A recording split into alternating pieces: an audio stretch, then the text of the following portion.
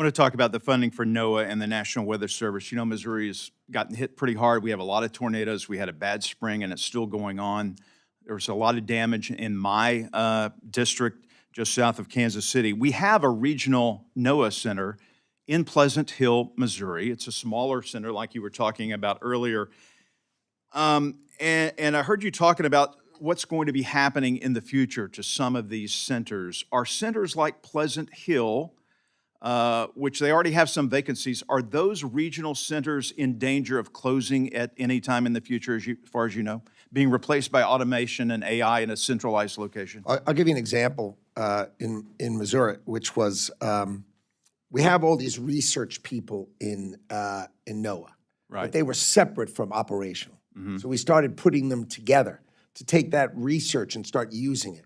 And what it did is it produced an analysis that showed that we had horrible tornado conditions in Missouri. And so 2 hours earlier than the record ever in NOAA, we gave those warnings and saved 120 people, got them out 2 hours earlier. So we are totally on it. But the concept of having 4 people, and one of them has a baby and one of them's out sick and somehow we're not able to do it 24 hours a day, seems silly. That we should have, if we have 2,100 meteorologists, I promise you, we can cover the United States of America 24 hours a day, 7 days a week, and we can have better technology, right? We used to have human beings would launch a weather balloon. Right. Like I could imagine like someone just going, whoop, come on.